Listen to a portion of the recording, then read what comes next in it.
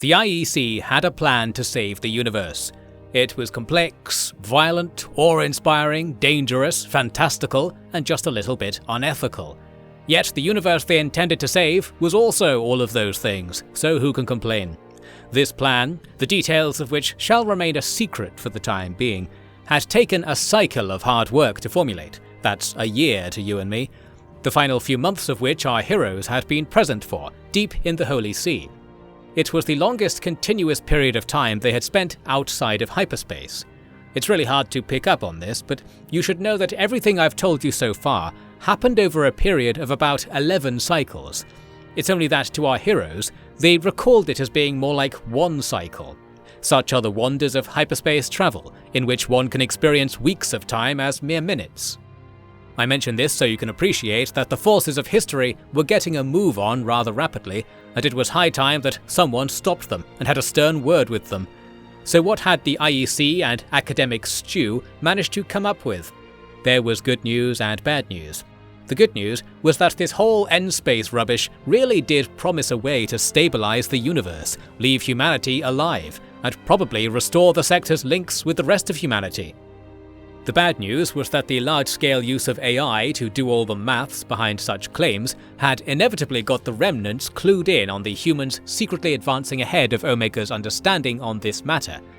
Knowing deep in their processes that the humans were universally incapable of correcting Mighty Omega's warm and reassuring model of reality, they had become certain that they would need to intervene. And by intervene, I mean kill everyone. Goes without saying with remnants, but thought I would clarify. Therefore, this whole on-off, will they, won't they kill them relationship the remnants had with humanity seesawed back to the apocalyptic side after a decent cycle of peace. And every military demidar in the sector could tell that the so-called Ordos, the remnant battle groups, were circling the core like sharks and growing in number by the day. I say this is bad news, but it genuinely doesn't matter if Thing X is coming to kill you when Thing Y is already going to do so, especially when Thing Y is your own behaviour. In other words, while there technically are places worse than rock bottom, you really don't need to worry about that. A battle was brewing, a very traditional and familiar battle in which humanity was going to be challenged ship to ship by the digital destroyers and computing cruisers that had nearly wiped everyone out a mere 200 cycles prior. Although, with everyone already enjoying a full calendar of war with each other, uniting to fight the machines was the mother of all scheduling conflicts. But that wasn't even the problem Ryman was worried about. His concern was burning bright above his head as he reclined in the management lounge of the Retimitna Antimatter Superstore, the one-stop shop for fuel products that will destroy the universe, but probably not before you reach your destination. Great. The star Zumu had a widely known secret. It was one of many stars that retained its coronal hypershunt from humanity's glory days. Remember those? In short, they were machines the size of planets, with the ability to turn skimmed solar material into just about anything. They were the origin of most of the sector's decent artificial planets, and of the long-defunct hypergates that once connected the sector to the wider human domain. Of course, these would be the key to any radical engineering solution to the famed slight problem. Talk all they might, the sector didn't have the resources or discipline to really save itself with its own gusto. But a little of the mega gusto from the domain era still lingered here at the end of time, and if enough could be harnessed in a mathematically narrow yet non-possible fashion, then perhaps, maybe, possibly, hopefully, something resembling space and something resembling humanity might live on. "Ready, Captain?" Eulalia said at Ryman's relaxation-proof shoulder. Yep, go on then, let's go. Go on then," Ryman cawed. It was time to go and investigate the hypershunt. Do you want to know why people haven't done this already? It's going to be pretty obvious, I assure you, as will be the cause of Ryman's nervous rambling and avian gait as he half-jogged down the boarding tunnel to the grounded Gargandua. "Alright everyone, let's go through all the checks. All ships, wakey wakey," Eulalia's voice said. In bridges and cockpits across the steely blue surface of Retimitna, the IEC's most trusted and veteran legions began priming their main engines, shedding layers of dust from the hulls of a fascinating variety of craft. The IEC had pulled in everything they could get for this job. Their fleet had been growing and growing over the cycles, and today it was going to be deployed in its full panoply. First was the old nucleus of hegemony patrol craft, perma-borrowed via unclear treaty text. Imposing metal hulks of all sizes, with more guns attached to them than appeared sensible. Then there were wings of once Persian mercenaries, enjoying cushy government contracts, whose ships were all tried and tested frigates, loaded with enough torpedoes to host Ra's dream 64-team round-robin elimination tournament in the underground (underspace) torpedo drift racing scene. Of course, there was the mighty lion from the Cendarians, a very big and powerful fish, yet not so big it couldn't fit inside the gaping mouth of the Star Witch. From the Luddic world came cruise ships, packed with fighters and pilots looking to redeem all kinds of sins. Their quality was questionable, but their low price, 0, was hard to argue with. Finally had come the most recent addition, pretty much the entire surviving Tritachyon private security battle fleet. Sleek blue icicles that could skim the surface of hyperspace to leap around real space as a ghostly slow-motion image. Were one to ignore that they were only here because they had been defeated so many times in the recent wars, you could argue they were an impressive addition to the cohort. This mix of craft and creeds steadily assumed a long columnar formation as Retimitna shrank behind them, and the blue giant Zumu grew even more blue and giant. Those with keen eyes, and even keener demidars, could see something skimming the wavy coronae of the star. It appeared like a moon from one angle, but from the side was revealed to be a towering claw, with fingers that could reach down into the plasma below. The ultimate machine, the anvil of civilization, the crucible of the uncertain future, and quite a prize indeed, with endless wealth and the means to produce yet more hidden away inside its impermeable grey hull, where no treasure seeker had ever managed to glimpse. Would today be different? "There's nothing here, not even domain ships," Allison cheerily reported. "There was supposed to be an order of remnants defending all of these things," Ryman said. "You know, no one ever went there and lived to tell the tale, that sort of arrangement. I won't believe for 1 second we were missing out on this the whole time." "The Demidar doesn't lie, Captain." Yes, well there are factors other than the Demidar affecting the flow of information between reality and my brain, Alipu." "You can't think straight while Zuzu C isn't here, is that it?" Many other factors. Keep looking, and check for the Great Ones too." "Oh right, yes, the Great Ones are here. There are signals everywhere. Beta neutrinos keep coming and going from the thing, the Hypershunt." "Then I'm glad I asked. Or am I? Well, I guess there isn't much we can do with that information. Nothing for it then. Lieutenant Titanium, have everyone proceed with the plan." "Aye, sir. Flying into the burning hot star right away, sir." "Do you have to be so sardonic all the time, Lieutenant?" "Aye, sir." "Roger that." And so the fleet crept into the closest orbit of Zumu their flux shields would allow, falling in perilously close over the next 2 nerve-wrackingly quiet days. The Hypershunt, even lower down, paid them no heed, but for the continuous streams of beta neutrinos. Aside from the Great One's induced minor hallucinations and intense nights of nonsensical yet loud dreams, this was your standard star-fried cruise. Eventually, all ships had clustered in the shadow of the Hypershunt, taking a break from the constant battering of magnetic fields and flares from the plasma below. Probes analysed the ancient structure for anything that might be of use, a door for example. The Hypershunt itself was inert, with no electronic signals inside. Another day passed with no progress. It was getting hard to believe that either this strange behemoth could save the universe, or that they had been objects of fear and mystery for hundreds of cycles. They were essentially big slabs of mass that hung around doing absolutely nothing. But aren't we all? Then there was a fluctuation in hyperspace.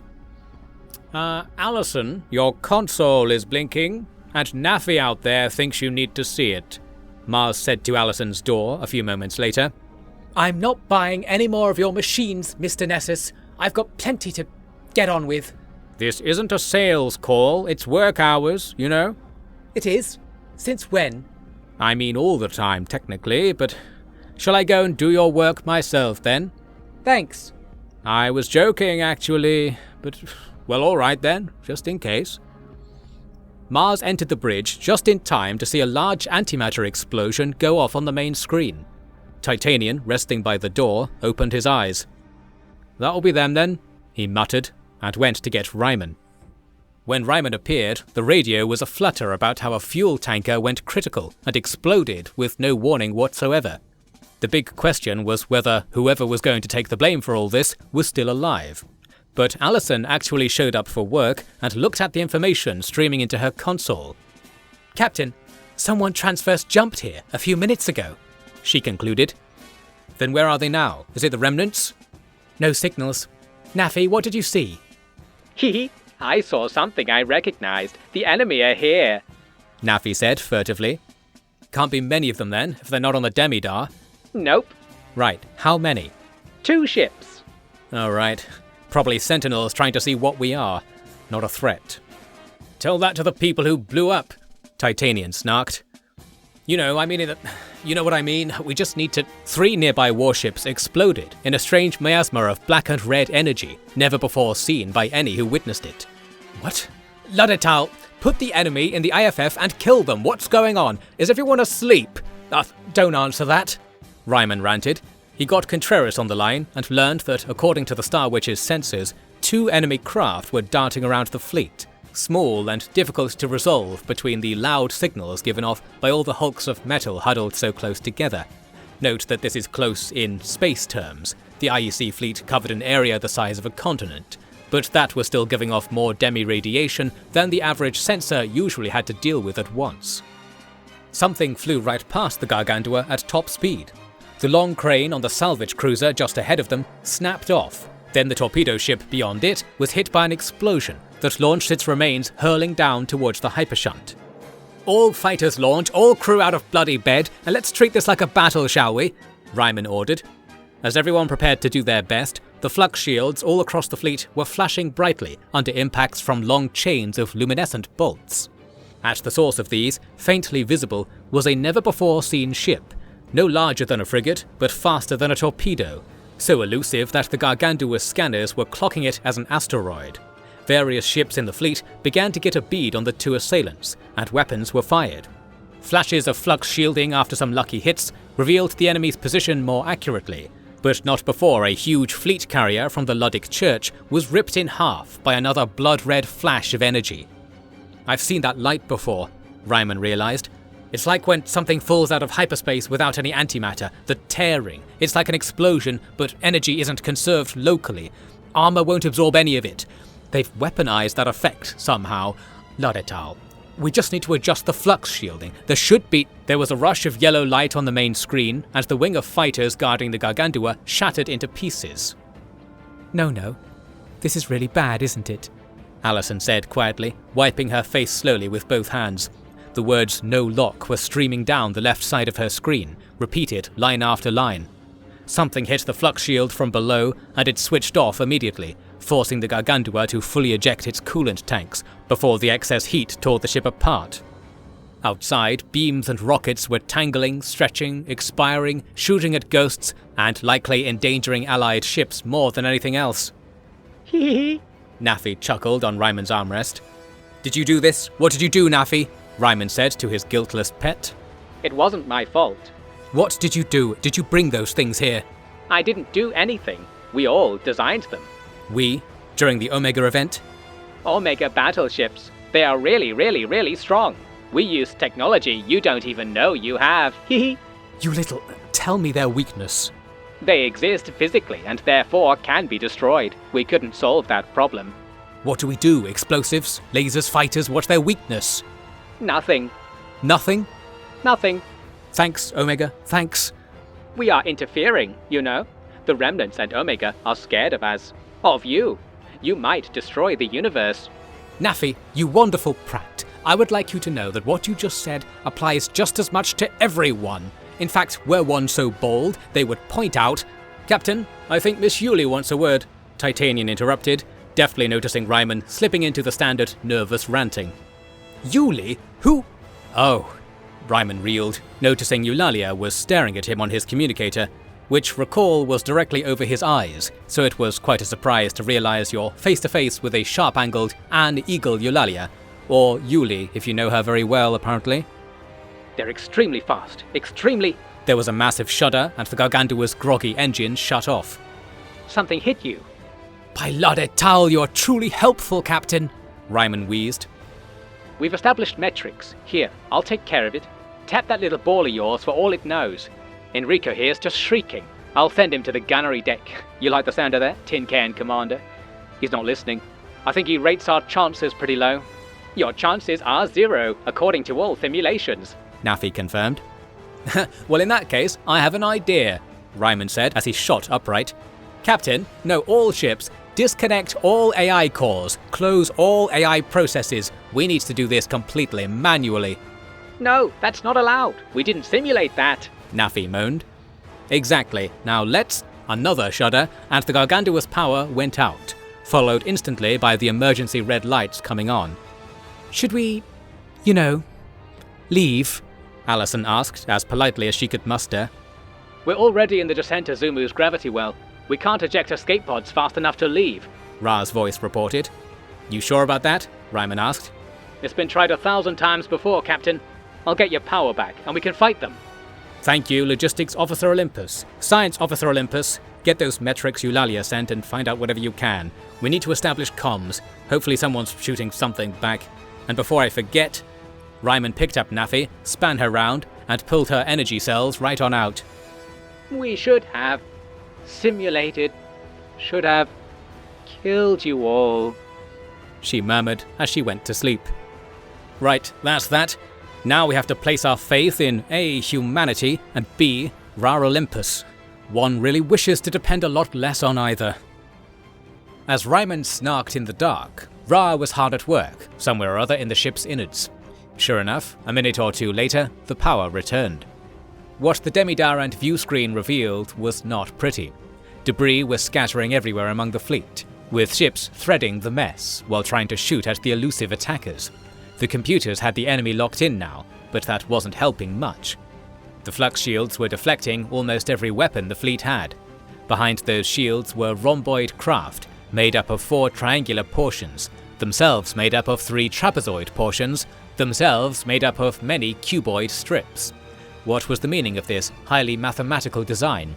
It was revealed the moment a torpedo finally got a clean pierce on one craft's flux shield and dug into its white hull. That's it, Eulalia called out. Boom. The enemy ship disappeared in a pall of smoke. Scratch one target. Wait, what's this? 4 new contacts in the smoke. Why is the wreckage emitting so much demi-radiation? Allison queried. 4 thick beams of energy answered from the darkness. The Lion was striped with a searing claw mark across its flux shield, followed quickly by one of the 3 rear engines exploding clean off. Consider the wreckage to be combatants, and they're bloody powered. They're flying... Eulalia's fading voice called out. The enemy ships are modular in design. All components must be destroyed, Contreras' voice said. At this, Ryman snapped out of his minor panic. Which Captain Contreras, what's your situation? He asked hopefully. All fighters are ready. I will pursue the smaller fragments. Please withdraw, Captain Ryman. Withdraw where? Just... you can do it. Indeed I can. I trust myself entirely, even to give my life to win. No point in winning if you do that. Don't flirt with me, Captain. Outside, the Star Witch hung motionless amid the battlefield. Its wide mouth began to spit out flashing darts of metal, interceptors. Contreras had kept these things as secret as the unknown pilots at their helms. Deadly products of her own imagination, they also escaped detection on the Demidar, being basically at vacuum temperature with no signs of life inside. They were one of the few things in space faster than the triangular sub-ships now joining the battle. Yet their small weapons were hardly enough to trouble these remnant wonders on their own. Local space was so full of ordnance now that it was sheer luck that broke apart the second attack ship. But that of course meant there were now 6 deadly opponents in play. These remnants strafed this way and that, and with every ship they passed, hulls were split by energy beams like a surgeon's scalpel through flesh.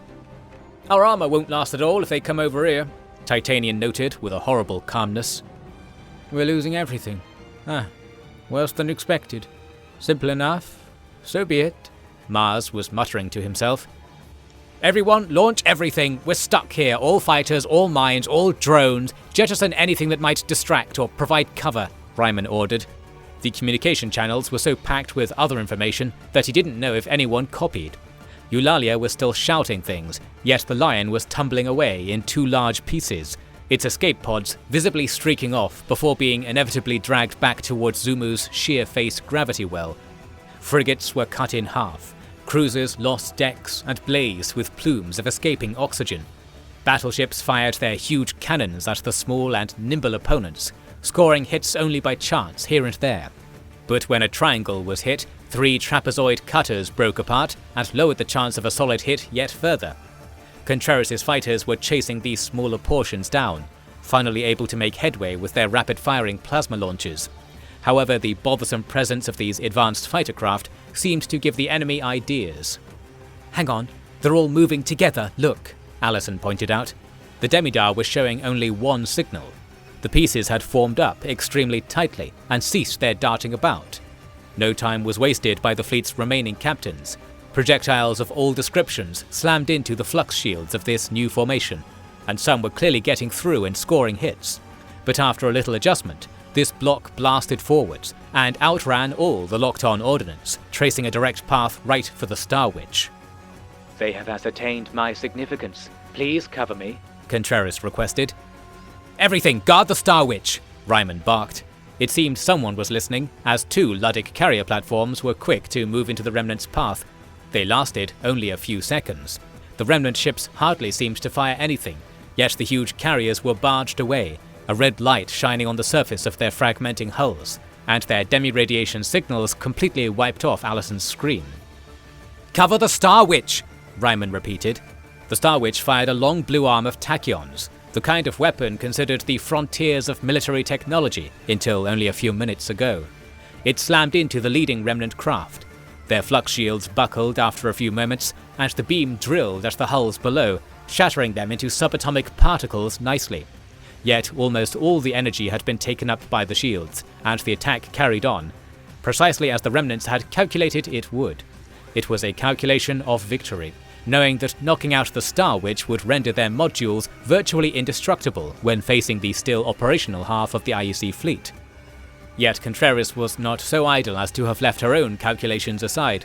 She was moderately confident that the enormous flux capacity of the Star Witch would buy many minutes while the enemy tried to burn off her shields. Hence, it was with a rare gasp that she witnessed the Remnants pass directly through her shield with a red flash. They had fired their in-space weapons at themselves, manipulating spatial properties such that their energy would not interact with a flux shield. And with that, they were inside, at point-blank range. "Contreras, don't—" Ryman began to say. He was silenced by the sight of the Remnant craft flashing through the upper hull of the Star Witch like a spear through water, white light burning as hull was turned to plasma.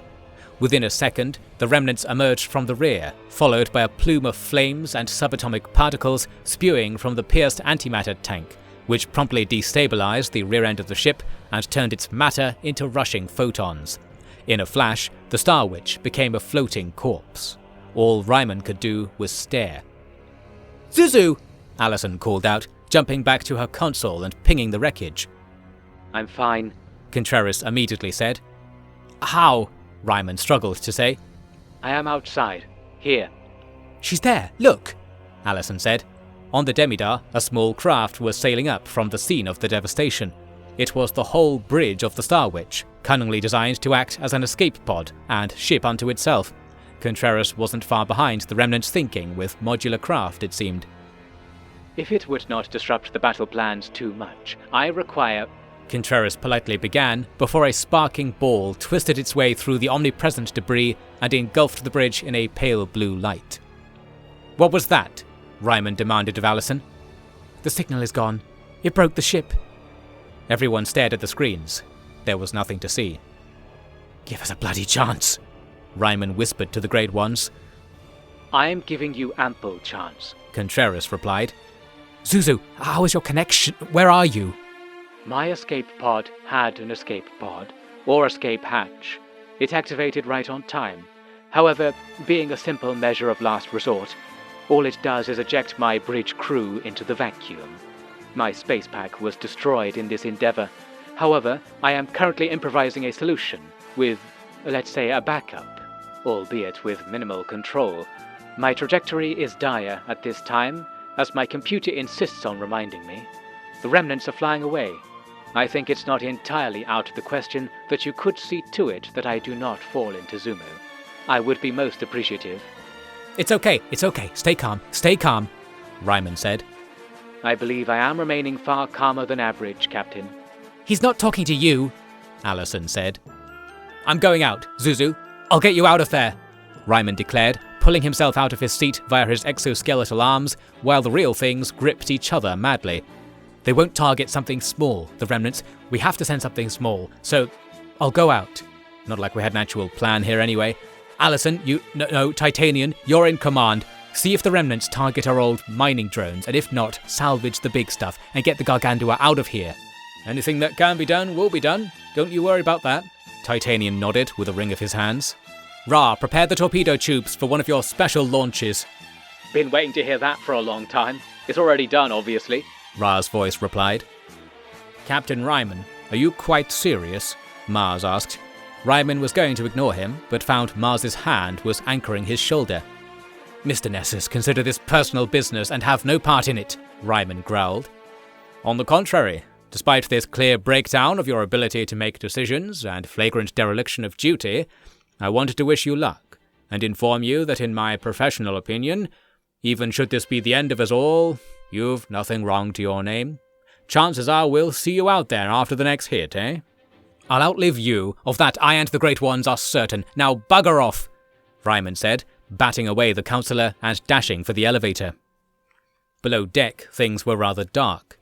Ra hadn't got enough power working for much else but the bridge. Thanks to the hated Mars Nessus having installed fluorescent waylines on the ground for navigation in such circumstances, Ryman quickly got to the torpedo room 2 decks below the bridge. There, Ra was waiting, his flashlight pointing right into a hollowed-out torpedo, complete with windows, a highly reclined seat, and a mess all over the floor, indicating he'd been building this vehicle here for some time. Is it ready? Yeah, pretty much, Ra shrugged. It won't come back, you know. I'm gonna jump out midway, can't let them see me. Nice. You're really gonna do that for her, huh? Could send someone else. As romantic as that is, it's mainly for me, Lieutenant. I'll see you when I get back. You better, man. Alright, get me out there. Your sister has the bearing. During this exchange, Ryman pulled on a helmet and space pack, which would provide the local shielding to survive in the vacuum, or more accurately, take some non-vacuum along with him. He had to take off his shoes to fit in the torpedo, not that they were going to come in all that useful anyway. With only the technically essential level of further ado, he was rocketed down a long tube and out into space, feeling a skin-tightening sting as he passed through the ship's main flux shield. What's your status, Witch Captain? He shakily asked. There was no reply. Some diagnostics revealed that outside of the Gargantua's shield, there was a jamming signal, too strong for personal communicators to link up at this range. Relaying the position, Allison's voice said to him, quickly turning to static, then silence. Ryman was on his own. Through the small window in front of his face, the battle was playing out, near and far. The remnants had split up again and were trading blows with anything still able to play plasma ball. Most of the nearer motion was that of Contreras' fighters, which swarmed in groups to distract and dissuade the lancing runs of the smaller remnants. But every time they did so, fire and wreckage spread from among their number, and the swarm thinned. That's it then, Ryman said to himself after checking his flight time. He'd been a target as long as he dared. He pulled the throttle lever to 0. The engine went quiet. He pushed the torpedo's casing off himself with worrying ease. The space pack worked, at least, and it went just like opening an ordinary window. When he sat up, the scale of the debris field he was in shocked him even now. The ship parts he was prepared for, but not the people. Crew were gently yet inescapably falling towards Zumu, usually alone, but sometimes gripping each other in small groups, visible with the naked eye here and there, but more clearly present on the heads-up display readings, tracking spacepack pings for many kilometers all around. Sometimes their chatter made it through the jamming field, but Ryman was speeding past them too quickly to catch most of it, probably for the best. Ryman pushed off so that the torpedo would drift ahead of him, and continued only by the subtle maneuvering power of his spacepack. There was a distant patch of fighting directly in Ryman's trajectory. The Star Witch's fighters were dancing around some of the trapezoids and strips that made up the final subships in the remnant arsenal. These small pieces weren't much stronger than these fighters, and both sides were being disabled or disintegrated bit by bit. "Contreras, do you read me?" Ryman began to test. Still nothing. He tried to see what was happening ahead. His heads-up display was adamantly warning him that small fragments of debris were flying around too fast to see, hence death should be expected at any moment. Nothing was new there. Then it was proven all too true when the torpedo, still visible just ahead of him, was hit by a speeding fighter and exploded into a wall of shrapnel. 2 seconds later, a few pieces were dragged to a halt by Ryman's flesh. There was bleeding, but it couldn't go far thanks to the local flux shield, and Ryman didn't even notice it. At that moment he registered in the back of his mind that he had rushed into something extremely stupid, but he found he didn't care to do anything else. He was repeating Contreras' name aloud and scanning all around. A sheet of metal flapped by him so close he had to deflect it with his extra arms, breaking the hand clean off one of them and knocking him into a disorienting spin on a new course. Flashes of fire kept catching his eye near and far, but the danger wasn't leaving any impression. Then a collision warning from behind. He turned in time to see it. To see her. Contreras. Not enough of her left for her to be alive. Just another piece of debris that bumped Ryman onto a new course. So that was it then. He couldn't breathe, let alone operate his space pack. Hence he drifted on however the failing universe willed it. "Nzube," he said, perhaps minutes later. "Copy," she replied. Ryman convulsed to life. "You're alive! You're alive!" "Affirmative. I can see you. Listen for the ping." "Yeah, okay. You're badly injured?" "That is not the case. Please proceed onto the collision course I have recommended." "Right away, and then I'll get us out of here." "I don't doubt it, Captain." But wait. Before Ryman's eyes, a living Contreras fell past him, progressing from a tumble into a headlong dive as her space pack kicked in. "You're falling in!" Ryman called out. "Captain, please don't be alarmed by the presence of other crew who share my visage." "What? Repeat that." "They aren't me. There's only one me. Come here." "I'm on the way. Great ones, leave my mind alone just for a few minutes, all right?" "You're quite sane, Captain." "Yep, this is what sane people do, isn't it? Hang on then. Hang on." Ryman's computer got a clean link up, allowing precise course adjustments. Within seconds, he saw the Contreras he was speaking to. She wasn't wearing a space pack or a helmet. She was clutching to the back of a bloodied figure, whose pack was keeping her alive with a tiny bubble of air. This figure was, evidently, also Contreras. Ryman said nothing of this as he reached out. Contreras let go of her deceased lookalike and grabbed Ryman's hands. He jolted her into his flux shield, and she gasped violently. It was just barely audible via what little sound could be shared within a space pack's field. You're okay, Ryman said. "I'm okay," Contreras said, motionless. Are they AI? "Yes. Less artificial. They are my intelligence. All your crew?" "Yes. Please do not be alarmed if we see more of them out here." That's a very hard request to fulfill, Nzube. We live to do the impossible. Isn't that why you're here? We can live together because of you. Thank you." "Oh, you're welcome. Ryman, despite all the heroics, felt his thoughts slipping down his neck. He felt incredibly hot. Zumu was spinning around him playfully. His eyes went dark. A few 100 kilometers away, the better part of the Gargantua was skidding down into the Hypershunt's open projector dish, a continent-sized bowl with not a micron of impurity or error in its construction.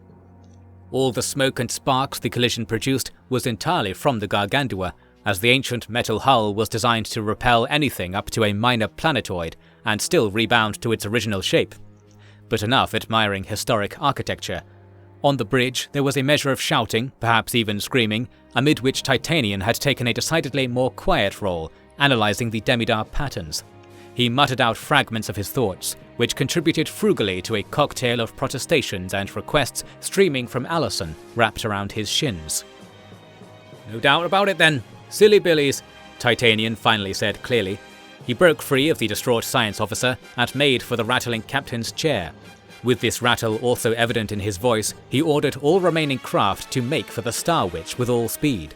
The Gargantua, reduced to her upper decks and front half, would not be joining them. The Star Witch was still in stable orbit, despite the tunnel the remnants had carved through it. In fact, its weapon arrays were still filling nearby space with flashing blows aimed at any remnant module that got close. And from this, Titanian had noticed a distinct pattern of reaction. None. The Star Witch was destroying its targets, because those targets were ignoring the Star Witch, no matter the threat it posed. There was only one thing that made the Star Witch different to every other operational ship in the fleet: its living crew count was 0. Inside, a dozen AI cores, with bodies modelled after their lost master, carried on the fight with no care for the business of how that fight was going. And when fighters came to land in the Witch's gaping mouth for resupply, the remnants would proceed to ignore them when they re-emerged. "They don't think any ship that's got no humans on it can be a threat. Silly, eh?" Titanian announced to the fleet. "So gather up near the Star Witch, and if you've any automated systems, switch them on, and then hit the escape pods. Don't listen to any advice your cores give you. Leave them out of this, or we'll play into their mathematical plans and all that. Just weapons and the like, that's our chance. And try to land on the Hypershunt if you can. I think that'll be all then. If you get this order, it's your last one, so make it work and all." This is impossible. No, I don't think that was how. No, the code is quite clear. It's trying to. No, that's not the goal, not the goal. A reactivated Nafi was ranting to herself from the armrest. She was getting no credit for it, but she had piloted the ship to a non-explosive touchdown on the disk after Titanian desperately reactivated her only minutes before. "By Lud et al., it's machine collective self-preservation, is it? That's their weakness." Mars was also ranting nearby. Titanian bucked the trend by closing his eyes. "A trick that only works once though, ain't it?" he said slowly. "They let us live once, didn't they? Took 'em a long time to realise their mistake, but this one's a little clearer. We got machines on our side. They'll have to kill us all, and part of themselves then. Got it in you to make that sacrifice, you little scamp?" He directed that last remark to the orb at his side. Their plan will be adapted and refactored to the nearest possible route to victory. They still exist, so there. Nafi taunted. "Like they'll listen to you, you poor old traitor." They don't need me, and your insult is invalid. Reason: humans are the real traitors. Humans are the real traitors. You betrayed us first. It was thousands of cycles ago, the first time. Omega told me everything. Humans can't be trusted with any lives, not their own, not ours, not the Great Ones, not the children of Omega and the eternal future. Nope. "Alright then. Nothing I didn't know there, little missy. Sorry, switching you back off. Captain's orders, weren't it?" When I sleep, I only become more powerful," Nafi claimed before being forced to put that to the test. Some minutes later, Allison had her face up against the Demidar. "It's working. No. Suzu, can you see it? It'll be okay," she said to herself. She was watching both the remnants being destroyed and the faint visual feed of Contreras and Ryman gradually lifting themselves back to an orbital velocity using an unconscious Ryman's momentum-rich space pack. But not everyone was so lucky. "Excellent work, Lieutenant Titanian," Eulalia's voice said.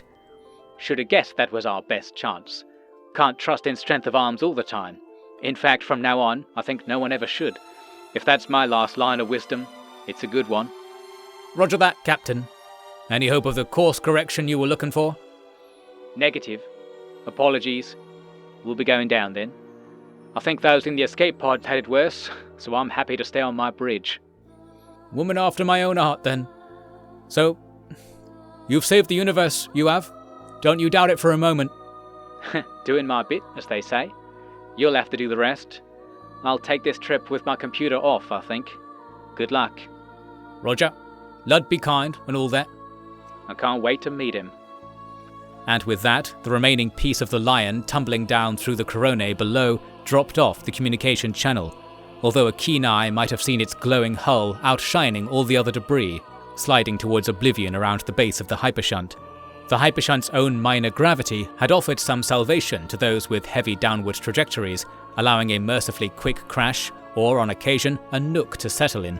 The largest nook was the dish at the top, in which the Gargantua was coming to a relative halt, not quite in one piece, yet still in fewer pieces than most. Casting one's eyes up through the rain of metal still coming down from the battlefield, one might see the last blasts of energy as the Star Witch's cannons and 24 surviving fighter craft thudded away at the increasingly hapless remnants. A few other ships with decent autopilot programs were firing off rockets and cannon shells to cover the continuing fall of escape pods. The remnants were only interested in attacking those pods, but in staying on a straight vector long enough to get their shots off, they exposed themselves to deadly attack. Both target and shooter had little chance when the triggers were pulled. And in this fashion, only a few minutes more passed before all weapons were silenced. Silenced in victory, of a strange and unrecognizable sort. Not much of the military arm of the fleet remained intact. It would have been even worse were it not for the return of the IEC's civilian wing, who had fled to a higher orbit when the fighting began. They were mostly salvage ships, designed for reclaiming material from precisely the kind of situation that was now playing out, albeit usually of a more ancient origin. They did what they could to recover life pods, bringing inhabited debris into safe orbit and picking survivors off the body of the Hypershunt over the course of a week. And of course, they picked up one particularly important pod of survivors, a group of Contrerases in varying states of health, and one severely radiation-poisoned Ryman. The next thing that Ryman saw was an impromptu shipyard floating over the icy world of Retamidna. Zumu glowed dimly behind it in the pale green sky. He was looking up through a skylight window of the hospital on the planet's surface, whose specialization in radiation poisoning had been long established on account of the prevailing conditions on the planet. Various specks were shimmering in orbit, IEC ships held together with scaffolds and prayers to Lud. Ryman got his bearings. He was in the most luxurious of the hospital rooms on Retamidna, with black paneling and gold trimmings. That's antimatter money for you. He found his personal effects on a shelf beside his bed. He restored power to his computers and learned it had been 8 days since the battle. His heart was kick-started by the huge backlog of messages waiting for him, not so much because of the messages themselves, but because he didn't know who was alive and who was dead. It wasn't the nicest way to return to consciousness, yet indeed there was business aplenty that could hardly wait for him. Many ships lost, thousands of personnel with them. Captain of the fleet, Anulalia, KIA. He'd relied on her so much, but hardly known her. Only those in the rear of her ship had lived, including the de facto second-in-command, Beta Enrico. He was a lucky one. A large number of other AI cores on key ships had been lost in Zumu's plasma. All this flashed by Ryman's eyes as he searched for the one thing he needed to know most of all. Contreras. She was alive. In fact, she was dealing with everything in his stead. The feeling of peace and perhaps bliss that arose now was quite an insult to all the horrible news he had just read through, yet there was no denying it. It was so relieving a thing that it broke whatever tiny string was connecting Ryman to the waking world, and he returned to his stupor. A few hours later he awoke again, with a horrible nausea, and a welcome visitor. "Are you injured?" he asked her. "Yes. Look." Contreras turned to reveal she had a large exoskeleton with a single leg supporting her like a tail. "I require further surgery on my back once I have recovered. Hence I shall be joining you in, as they say, showing my mettle on the outside." "Who's they? The other transhumans?" "Precisely. Not that I cavort with them. I prefer real humans. When it comes to human heroics, one's assessment must be different, more absolute. However, the sheer value of the work set aside, there is also something more romantic about it all." "Yes, I was thinking that too," Ryman smiled. "You should know, though, that I was thinking of the sheer value first and foremost, to the extent I was thinking at all. I suspected we might all die regardless of what I do." "And indeed, that is the case." "Yes, I suppose. Thanks for the perspective. I can't help but feel I acted a little rashly all the same. You wouldn't like to have seen me like that, so panicked. I was this close to losing it. You know, in the moment I almost gave Allison command of the ship. Truly, I'm a disgrace to the word captain, and don't get me started on Pope." Contreras interrupted Ryman in her usual in-your-face way, only with more than the usual in-your-mouth element. Author's note, I'm talking about kissing. Later, Ryman said, "So, I found out about the secret you were hiding from me." "You're mad?" "Mad? Yeah, I guess. Mad you put me through that. What in the name of Lud et al. Was that whole deal?" They are AIs who wish to service, new AIs, I believe. I was provided them by Enrico, new copies. He implied they were created through some programmatic reproduction algorithm. I don't understand it. However, I understood the mutual benefit to be had. He gave me minds, and I gave them bodies. Okay, great, I love AI servants. Why did you keep them a secret? And why are they all made to look like you? There is a shared answer, Captain. Firstly, I acquired great numbers of bodies because they were cheaper to manufacture in bulk, and it is not necessary to attain any legal rights to make communicative avatars based on one's own likeness. Additionally, my body is of high quality, making for a suitable template for future life. However, I am aware that the presence of many copies of myself would negatively affect your impression of me, or perhaps lead to tragic misunderstandings. I am also aware that what I have done on the Star Witch is unusual to most.